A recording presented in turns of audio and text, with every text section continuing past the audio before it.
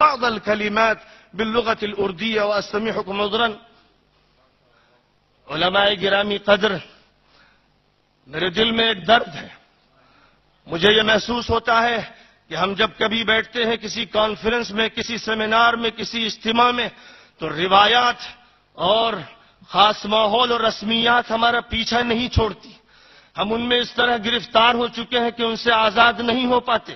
ہم چاہتے ہیں کہ اسلام کا جب مطالعہ کریں تو کچھ اس طرح سے کریں کہ کسی کونے میں، کسی کنارے میں بیٹھ جائیں اور اس کے بعد اپنا جائزہ لیں، یک طرفہ اپنا جائزہ لے لیں. ہمیں جائزہ لینا ہے پوری انسانیت کا، ہمیں جائزہ لینا ہے پوری دنیا کا. دنیا ہماری نگاہوں کے سامنے ہے اور ہم جس نبی کی بات کر رہے ہیں اس نبی کی بات بغیر آفاقیت کے، عالمیت کے، گلوبلائزیشن کے ہو ہی نہیں سکتی. اس نبی کا کام شروع ہوا ہے یہاں سے کہ وہ رحمت للعالمین ہے، وہ رسول الناس جمیعا ہے. اللہ نے فرمایا قل یا ایھا الناس انی رسول اللہ الیکم جمیعا. اور وہ جو نظام بھی لے کر آئے، تعلیمی نظام، کیا وہ لے کر آئے تھے اس لیے کہ چند علماء تیار ہو جائیں جو ممبر و محراب کی زینت ہو، جو سیرت پر بیانات فرما دیں، جو امامت اور خطابت کا فریضہ انجام دے دیں؟ بکر و عمر و عثمان و علی، کیا خالد ابن الولید اور عمرو ابن العاص اور سعد ابن ابی وقاص اور عبداللہ ابن مسعود اور زید ابن ثابت اور کون کون نام لیتے چلے جائیے، کیا ان کی تیاری صرف اس لیے ہوئی تھی کہ ہمارے ممبر، ہماری محرابیں، ہماری خانقاہیں، مدرسوں کی چہار دیواریوں میں کچھ ربانیین اور اللہ والے پیدا ہو جائیں؟ کیا یہ مقصد تھا جس اللہ نے فرمایا تھا بعثت کے ساتھ هو الذی ارسل رسولہ بالہدی ودین الحق لیظہرہ علی الدین کلہ ولو کرہ المشرکون؟ جس اللہ نے اس مقصد کو واضح فرما دیا تھا، وہ اللہ کیا اس پر راضی ہو سکتا ہے کہ پیوند کاری کی جائے؟ اس پر راضی ہو سکتا ہے کہ پوری دنیا کسی اور نظام کے تحت چلے؟ پاکستان کے چپے چپے پر سیکولر نظام نافذ ہو، عالم اسلام میں سیکولر نظام جس کی بھیک برطانیہ سے مانگی گئی، امریکہ سے مانگی گئی، یورپ کا جو تھوک ہے اس کو چاٹ کر لوگ زندگی گزارتے رہیں، اور اسلام نے جو توحیدی نظام برپا کیا اور اس وقت کی رومن امپائر اور پرشین امپائر کی بخیا ادھیڑ دی اور یہ ثابت کیا کہ انسانوں کو غلام بنا کر کبھی بھی پیغمبر عظیم کی رسالت کا حق ادا نہیں ہو سکتا. ایک وہ صحابی جو غیر معروف سے ہیں، رستم کے دربار میں پیغمبر کی ترجمانی کرتے ہوئے فرماتے ہیں، ربعی ابن عامر رضی اللہ تعالی عنہ، اللہ ابتعثنا لنخرج من شاء من عبادة العباد إلى عبادة الله وحده ومن ضيق الدنيا إلى سعتها ومن جور الأديان إلى عدل الإسلام. ایک عادلانہ نظام کو برپا کرنے کے لیے میں آیا ہوں. میں لوگوں کو ظلم سے آزاد کروں گا، میں استحصال سے آزاد کروں گا، میں انسانیت کو ظالموں کے شکنجے میں نہیں رہنے دوں گا، میں لوگوں کی عقلوں کے ساتھ مذاق کرنے کا موقع نہیں دوں گا. جس خداوند قدوس نے اس انسان کو بنایا ہے اسی نے یہ فرمایا اقرأ بسم ربک الذی خلق. پڑھو اس پروردگار کا نام لے کر، اس کی اسماء و صفات و ذات اور افعال پر یقین رکھتے ہوئے جس نے پیدا کیا. اور یہاں اس کی صفت تخلیق کا تذکرہ اس لیے فرمایا گیا کہ مفعول اقرا کا ذکر نہیں، یعنی کیا پڑھیں یہ نہیں بیان کیا گیا، لیکن ضمناً ذکر کر دیا گیا کہ اقرا کل مخلوق. وہ خالق ہے، اس کی ہر مخلوق کو پڑھو. اس کی نشانی ہے پتوں میں، اس کی نشانی پانی کے قطروں میں، اس کی نشانی ہوا کی لہروں میں، اس کی نشانی درختوں میں، ذروں میں، سیاروں میں، کہکشاؤں میں، ستاروں میں، پھولوں کی پنکھڑیوں میں. وفی انفسکم افلا تبصرون. اس کی نشانی تمہارے دماغ میں، خلیوں میں، تمہارے سیلز میں، تمہارے رگ و ریشے میں. سنریہم آیاتنا فی الآفاق وفی انفسہم حتی یتبین لہم انہ الحق. اللہ فرماتا ہے کہ میں دکھا دوں گا اپنی نشانیاں. ان کو بتدریج آفاق میں بھی نشانیاں نظر آتی چلی جائیں گی اور ان کی ذات میں. تو جو نظام تعلیمی برپا کیا گیا تھا اس نظام تعلیمی کا اسلام آباد سے لے کر کراچی کے کنارے تک نہیں، میں نے غلط کہا، اس کا سلسلہ جاپان کے ایک کنارے سے امریکہ کے ایک کنارے تک کوہ قاف سے لے کر ساؤتھ افریقہ اور جنوب کے ممالک تک قائم ہونا چاہیے تھا. ہم نے کوتاہی کی. ہم نے اپنے سلسلے کو اندلس سے نکلنے کے بعد بند کر دیا.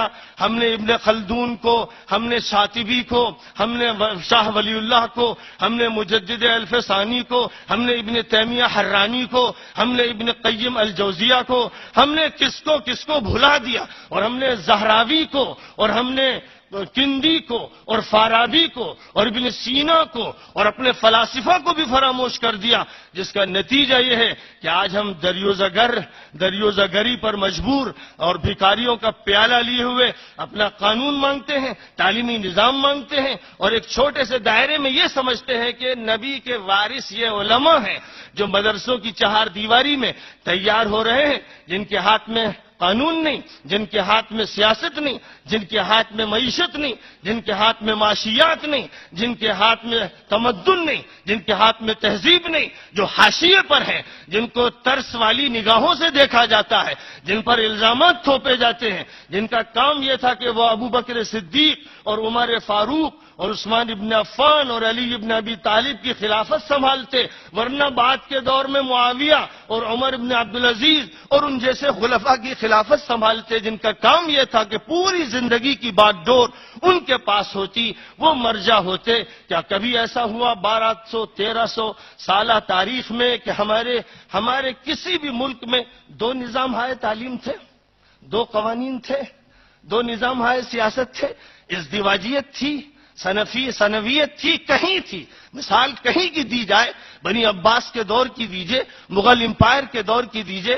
مولانا مناظر احسن گیلانی کو اللہ تعالیٰ بلند درجہ عطا فرمائے کہ ہندوستان کے نظام تعلیم و تربیت کی کتاب میں انہوں نے اس بات کو ثابت کر دیا کہ ایک وحدانی نظام تعلیم نافذ تھا، جس کو اغوا کیا لٹیروں نے، دشمنوں نے، اور اس کو اغوا کرنے کے بعد ہمیں حالت اضطراری میں پہنچا دیا.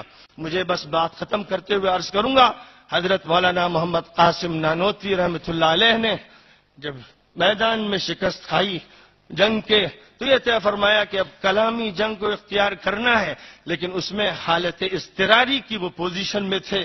ظاہر ہے کہ ان کے ہاتھ میں تمام ادارے نہیں تھے، نظام نہیں تھا، اس لیے انہوں نے یہ چاہا کہ جو کچھ بچا کھچا سرمایہ ہے اس کا تحفظ کر لیا جائے.